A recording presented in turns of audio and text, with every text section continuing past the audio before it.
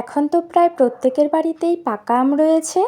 আর একটি মাত্র পাকা আম দিয়েই খুব সহজেই বাড়িতে আম দই তৈরি করে নিতে পারবে। খাবার শেষে কিন্তু একটু দই হলে ভালোই হয়। তো আমি আম দইটা কীভাবে তৈরি করছি চলো দেখতে থাকো। প্রথমেই আমি একটি পাকা আম ভালো করে কেটে নিয়েছি। এবার আমের টুকরোগুলো একটি মিক্সি জারে দিয়ে দিলাম পরিমাণ মতো চিনি। এবার একটি মিহি পেস্ট তৈরি করে নেব। তারপর 1 প্যাকেট আমি দই নিয়ে নিলাম একটা বাটিতে। টক দই নেবে। তারপর দইটাকে ভালো করে ফেটিয়ে নিচ্ছি। দইটা আমার ফেটানো হয়ে গেলে যে আমের পাল্পটা আমি তৈরি করে রেখেছিলাম সে আমের পাল্পটাকে দিয়ে দিলাম। এবার দইয়ের সঙ্গে আমটাকে আমি ভালো করে ফেটিয়ে নিয়েছি।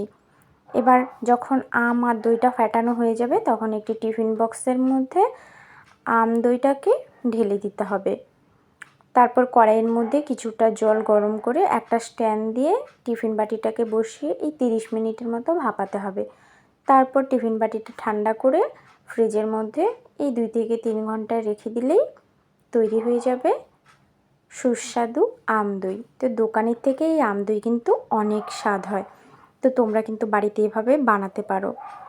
তো আমার রেসিপিটা তোমাদের কাছে কেমন লাগলো অবশ্যই জানিও, আর বাড়িতে একবার হলেও ট্রাই করো।